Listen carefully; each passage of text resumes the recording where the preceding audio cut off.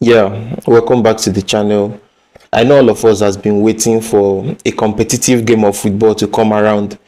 That doesn't mean that we don't enjoy the preseason games. I myself, I know I enjoyed everything that happened in the preseason, both the games, the preseason tours. For my club Liverpool, we went to Hong Kong and from Hong Kong to Japan before coming back to England. So everything about that, the pictures we see, the videos we see, the games themselves, even the fan interaction have been a very joyful one.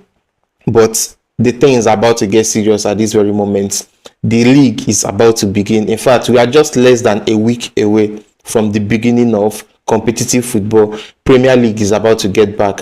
But just before we face the Premier League, we have one interesting game tomorrow. That's a Community Shield game, and it's a game between Liverpool and Crystal Palace. Now, I don't know if any other person rates this competition, because it's one of those competitions where you just play one game and you have a winner just at the beginning of the season.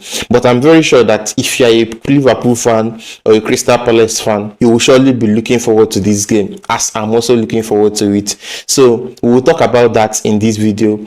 We'll talk about our expectations from the game, what we hope to see in that particular game. But before we get into that, there are a couple of other updates, both related to Liverpool and the ones that are not directly connected to Liverpool, that we need to discuss. The first is about Darwin Nunez. Yes, everything about it is already official. We've gotten the here we go, and all terms has been agreed, both the personal terms between Darwin Nunez and the Al Hilal, and the club to club agreement between Liverpool and Al Hilal is already agreed for the signing of Darwin Nunez. So as it stands, Liverpool already gave Nunez a go ahead to go and run his medicals, and once he completes his medicals, then of course you know what will happen. He will no longer be a Liverpool player. But that aside, we know Nunez, we know that he couldn't really meet our expectations in Liverpool. But all the years we spent with him, all the experiences he gave us, all the chaos ball he gave us, and of course all the misses. I'm not going to miss that particular side of the game, like him not burying his chances, but I will surely miss the fact that he brings chaos, brings so much energy into this Liverpool squad. And just like I said about Diaz, I wish Diaz all the best in his move to Bayern Munich. For Nunez, I also wish him all the best in this move to Al Hilal. Of course, I've already seen what the finances look like. I know he's going to be printing a lot of money for him and his family. So good luck to him over there. And the next person we'll be talking about is another striker who has been in the market too. Talking about Benjamin Sesko. We know that the last couple of days has been an interesting one for him, because Newcastle are very interested in bagging him. But just in the ending minutes of his agreement with Newcastle, Man United decided to join the race. And by the end of the day, at this very moment, we can confirm that he's decided to move over to Manchester United for 85 million package. So this basically means that Manchester United have successfully added another player to their squad. Wow. I mean, people are very vocal about the business that Liverpool is doing. And I, as a Liverpool fan, I'm even surprised about it. But make no mistake about it, every other clubs are seriously upgrading their squad. Talk about Manchester City, they've been signing relentlessly. Arsenal has also made a couple of interesting signings. Chelsea in particular, just look at the game they played yesterday. Two of their new signings, Estavo and Joao Pedro, were the ones that came on target to score for them. So every other club are doing their best to stay up there. Manchester United have also made a couple of signings. This one about Sesko is a very interesting project signing for them, because in the next couple of years, especially if he performs for them, they will look back on this particular day and be glad that they invested so much to get him into the squad. But we are still on Manchester United, because it doesn't end with the signing of Sesko. We understand that this Manchester United squad, despite the fact that they've already signed a couple of Premier League proven players and made decent addition to the squad, there is still questions being asked in the goalkeeping department. And the reason I'm bringing up the goalkeeping department is because Donnarumma of PSG has made it open that I want to leave PSG. Yes, he made it open that he's leaving PSG, and PSG are also very interested in letting him go. Now, the interesting part of it is that they are letting him go for 26M minimum. Honestly, 26M is not a small money, but it's also not a very big amount. If you are talking about a goalkeeper like Donnarumma, with everything that he has achieved in the last couple of years, so that 26M that they are asking of, if I'm a Manchester United fan, if I'm in the board over there in Manchester United, I will be making serious moves to get someone like Donnarumma into the squad and add him to their goalkeeping department. And I have no doubt that once he comes in, he's going to start ahead of someone like Onana. So, Manchester United, I really don't want the best for you guys as a Liverpool fans, but I'm very serious about seeing competitive games in the Premier League in subsequent seasons. I want to see serious gameplay in the Premier League. So you guys, if you want someone that would stand firmly in that back line for you, Donnarumma is that package. Go and get him. 26M is not too much for a goalkeeper like him. Go and bag him immediately.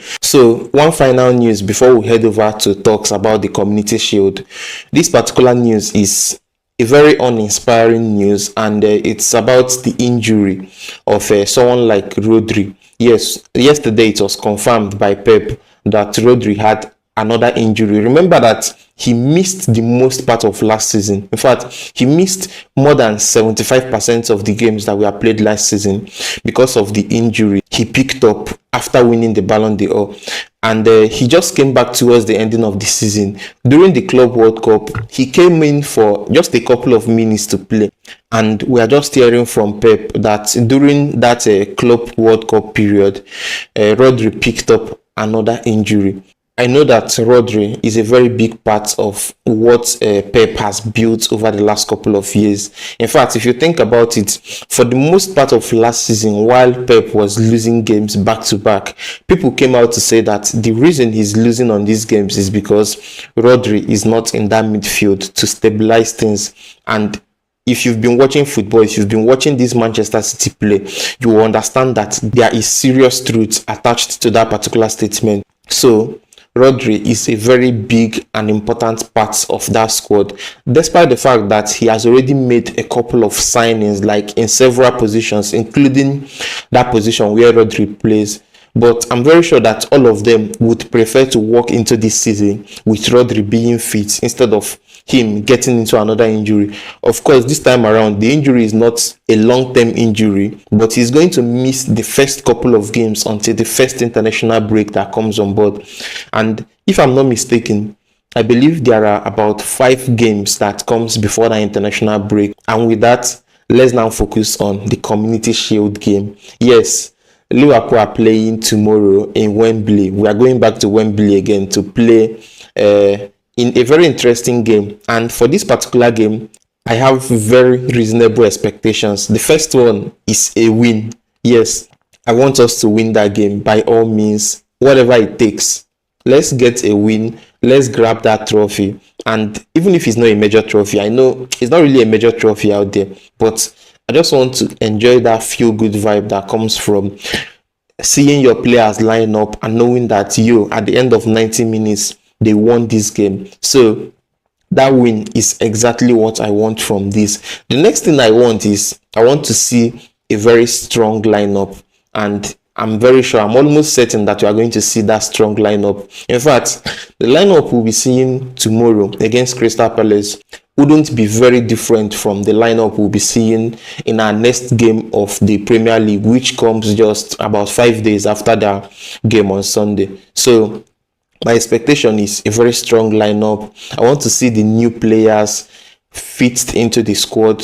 There is always a debate about who is going to start between Frimpong and Conor Bradley.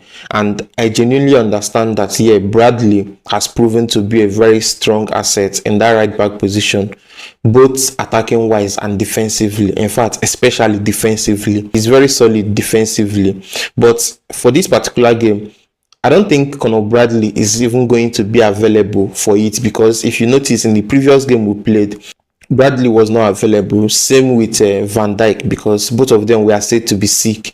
Gomez is the one that picked up an injury. Alisson traveled back to his hometown for personal reasons. But in the recent training videos we saw, Alisson is already back to training. But I'm not sure I saw anything about Van Dijk and Conor Bradley. So for that particular game tomorrow, I'm almost certain that Frimpong is going to start in that position.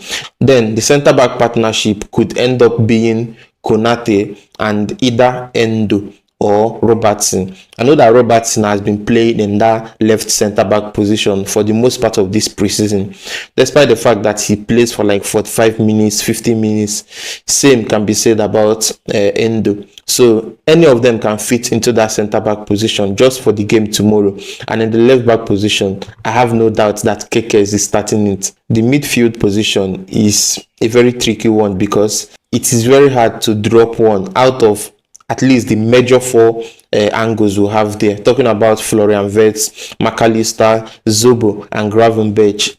And we know that Jones is still there. We know that at least for this very moment, Elliott is still there. So it would be very interesting to see how Slot decides to arrange the squad for that. So when it comes to the front line, I think the front line already chose itself. Salah on the right, Gakpo by the left, and Ekitike on the middle, leading that front line. So the front line already decided itself at this very moment. So like I said, with all this in place, all I want is a win. It would also be very good to see us pick up a clean sheet from this, because I'm a clean sheet freak. Like, I just like when we play games without conceding goals. I enjoy it so much. So if we end up playing this without conceding any goal, I would really like that. But based on the uncertainties we have in that centre-back position, I'm not so sure about whatever happens. But even if we are going to concede goals tomorrow, I just hope we don't concede more than one. So that's it on that one. I'm already anticipating that game. And most importantly, I'm looking forward to the upcoming Premier League season, Champions League, and all the cup games that comes with it. So if you are listening to this is a perfect time to connect with the channel, like, subscribe, and stay in touch with us, because this footballing season is going to be a very interesting adventure for all of us, and I want you to be part of it.